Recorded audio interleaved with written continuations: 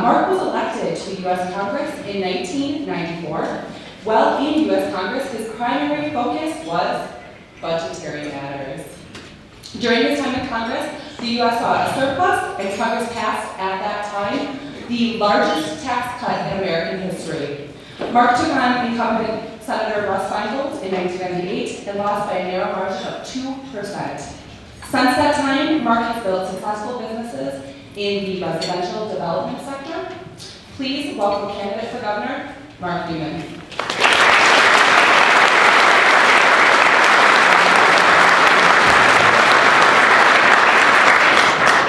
I have to tell you, coming out of the private sector where I'm accustomed to sitting behind my desk and trying to figure out how to keep the houses moving, looking at a room full of people like this is a little bit intimidating, but you know what? This is the United States of America, and it sure is great to see you all actively involved in taking our country back, because that's what it's all about. And I can hardly wait to watch this campaign go forward as we take this country back.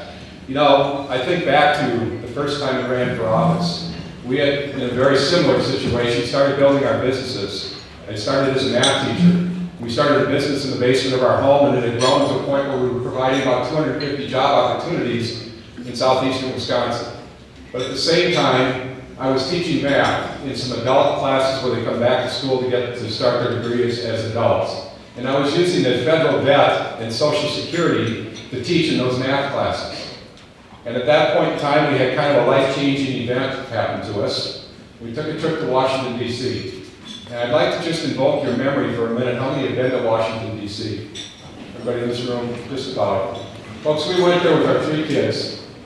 We were very actively involved in our business, very active in our church. Our business was booming. Everything was right in our life, and I was teaching these math classes where we were talking about the growing debt. And we were talking about the problems facing America as it related to Social Security promises. And in this trip to Washington, D.C., the first time in our lives we were really outside of Wisconsin to speak of, we toured the Washington Monument and started reading what George Washington said when our nation was formed. We then went down to the Lincoln Memorial, and I'll never forget walking up those steps. You all remember the first time you walked up the steps to the Lincoln Memorial? Abe Lincoln is almost looking down on you going, what's going on in America? Folks, this was 14 years ago at that point in time. We went from there out to Arlington National Cemetery. Out at Arlington National Cemetery, there are rows and rows and rows of white headstones where people have given everything to this nation, to give us this country that we have here and now today. And I go back to Abraham Lincoln. It's almost like he's asking, what are you and our generation doing to America? At that point in time, it was 15 years ago, I can remember those eerie Ross Perot ads coming across the screens where they were telling us that America was dead. Financially, we were bankrupt. Jobs were going to Mexico. Deficits were huge and growing. The debt was growing as we passed on to our children, and America was done for. Does any of this sound familiar? Folks, that was 15 years ago. Here we are. You wondered why we would leave the private sector to run for office? We came home from that trip with an overwhelming feeling of patriotism and a responsibility to preserve this nation for future generations. We ran for office twice and we lost. The third time we were elected to office was a 22-year Democrat seat. It was a very difficult election. It's the closest race in America that year, but we took the seat back. When I went to Washington, D.C., we understood something that they don't seem to get today. We understood that if we could control government spending, i.e. not spend more, if we could control government spending, we would be in a position where we could cut taxes. And if we cut taxes, you all, every single one in this room, would keep more of your own money. And when you kept more of your own money, you'd do one of 2 things. You would either spend it, that would spur on the economy and create jobs and economic growth and development, or you would save it. And if you decided to save it, that provided the capital for other businesses to grow and expand and more jobs would be created. And a funny thing happened in those 4 years in Washington, D.C. For the only time since 1969, our federal budget was not only balanced, but it was in surplus. When I think of leaving Congress 12 years ago, a balanced federal budget actually in surplus, paying down debt. It wasn't a question of whether China was going to show up to lend America money. It was a question of what the investors want to do with their money instead of investing it in government bonds because the government was paying those bonds off. They were forced to invest in the private sector where jobs were created and America was great. When you turn on the business shows, tens of thousands of jobs created every month. Balanced budget, biggest tax cut in American history, it worked. Folks, I sat back in the private sector now for 12 years. We built these businesses from the ground up, about 6 of them. We provided opportunities for hundreds of people to be employed. They're in the home building industry. We've even figured out how to survive the downturn in the home building industry by bringing in green technology. It's been a struggle.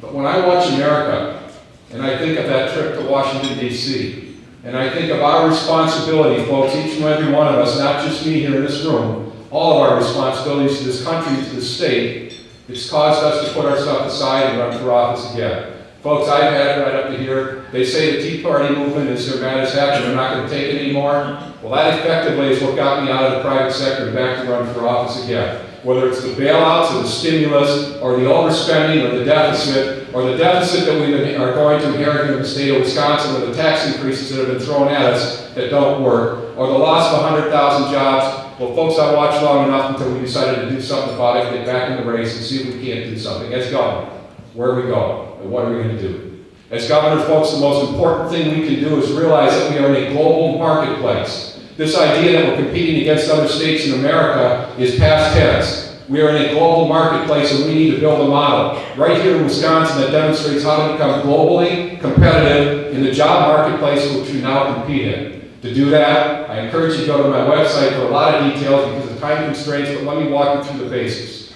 First thing, control government spending so we were in a position to cut taxes. Does that sound familiar? That's exactly what we had to do when we went to Washington, D.C., and it's exactly what we need to do here in the state of Wisconsin. Second, and you don't always hear Republicans talk about this, second is education. If we are to have a future in this nation, and if we are to be in a position to attract the best jobs to Wisconsin, we need the best educated kids in the world. So second priority here after we get taxes down, focus on education. How can we provide the best education in the world to our children in a more cost-effective way?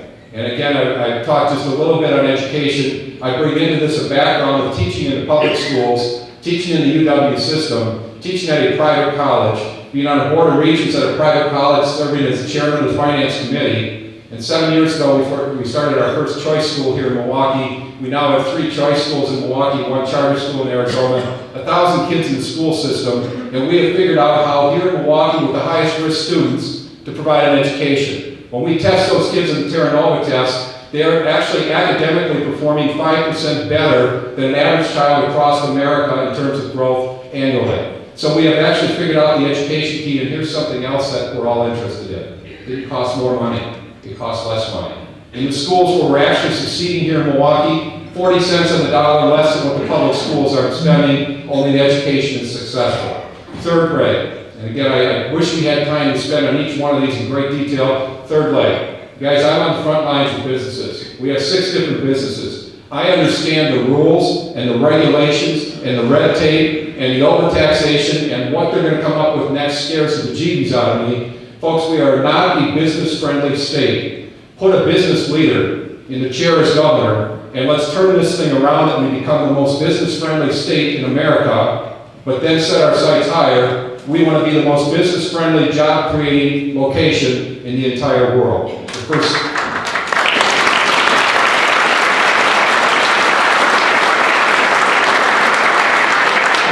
At this time in the talk, what I have a lot of times is folks will be going, you know, Mark, that sounds good. We're going to cut taxes. We're going to have the best educated kids in the world. You're going to eliminate government rules and red tape so we're a more business-friendly state. And everybody goes, yeah, sure, that's what everybody says. Well, folks, I want you to know I've been tested before.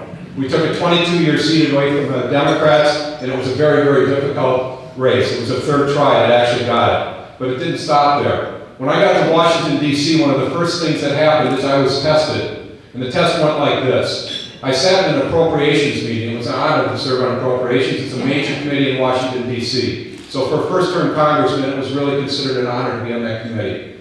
I sat in the committee room, and the first bill we were talking about was a $3 billion spending bill. They called it an emergency spending bill. And the room went around, and everybody was adding pork to the room, and it finally got to my chance to talk, and I said, I only want one thing.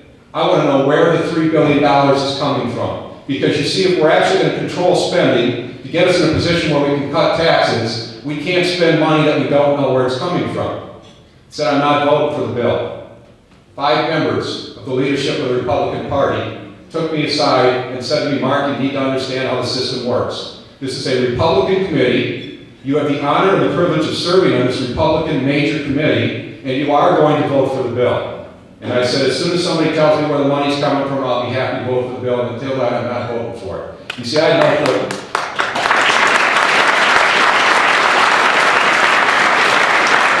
I had no political understanding of what was going on out there. I mean, I had no political background. So I came into this set on getting a balanced budget. Finally, what happened, Newt Gingrich put his arm around me, and I'll never forget this walk. He had his arm around me just like this, and he looks me in the face and he says, Mark, you just don't get it. You are on a Republican committee, it's a Republican bill, and you are going to vote for it because if you don't, your career in politics is over. And I looked him right back in the eye just like I'm doing to you right now, and I said, Newt, I don't have a career in politics. I'm a home builder. And I turned and walked away. And I didn't vote for the bill. And I got kicked off the committee. And if you really want to have some fun, take a look at the Milwaukee Journal-Sentinel from those eras. I assure you, if I held it up here, you'd be able to read the headline in the back of the room. It was so big. Newman gets kicked off committee. Newman, no political experience, how to get out of Washington. Newman, how to resign. All of the stuff that went with it at that point in time. I did an interesting thing. I wrote a letter to every member of Congress. And the next morning when they got there, it was under their door waiting for them. And it said that if I vote my conscience and get kicked off the committee, then I'm sorry, I only have one committee to get kicked off of in this Congress. An amazing thing happened. 25 members, the House of Representatives, changed America. 25 members went to Newt Gingrich and said, we're voting present until this gets corrected. Now what that meant back then is that the Democrats were actually in control of the House because with 25 present votes, we did not have enough votes to carry a bill on the floor on the Republican side. Congress was shut down, and folks, hats off to those people. It wasn't me. At that point, I was basically had been pushed aside in the corner and was somewhat irrelevant. But those 25 people went to Newt Gingrich and said, this is not right. We're going to vote our conscience. We're going to do what's right for the future of this great nation we live in, and we're not going to punish people who vote their conscience in the House of Representatives. I'll end the story quickly. Mill wound up giving me a position on both Budget Committee and on Appropriations, and at the end of the day, it put me in a position to be one of probably 15 or 20 people that were very actively in the middle of getting to a balanced budget. Now I want to bring this back to today, folks. We understood that if we could cut spending, control spending, we could cut taxes, and it would spur on our economy. As governor in the great state of Wisconsin, folks, we are facing all kinds of problems here. But we can get through those problems because that's what we do. We're tough people. And we are going to fight our way through it. But the answer to those problems has to go right back to where we were. It has to go right back to controlling spending, cutting taxes, and getting us to be a business-friendly climate. Now, I see I'm getting nervous on time over there, so I'm going to wrap this up with some optimism. I want you all to go away feeling great. I'm going to ask you all a question, because I do. I really do. And I see a room full of people like this. It's so inspiring. I'm going to ask you all a question. If you know the answer, you're old like me. And if you don't know the answer, you need to check this out in the history books. How many can remember about a generation ago when we worked on computers? And what you had is a stack of punch cards about this thick. How many can remember this? Okay, all of you are old like me, and the rest of you check it out in the history books.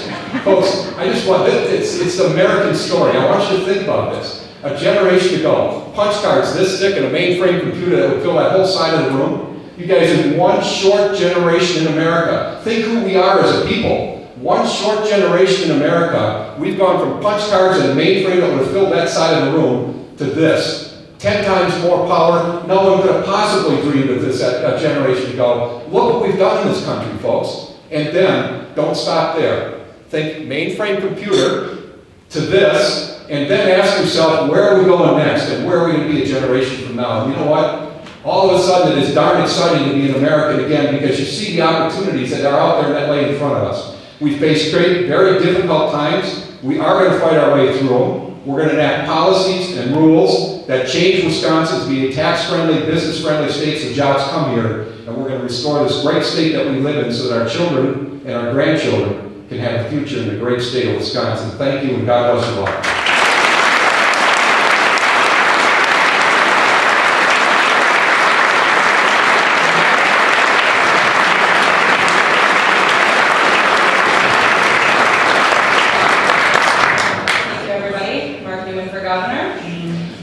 Something to ponder while they serve lunch and while you're eating, Scott Walker will speak. Please enjoy.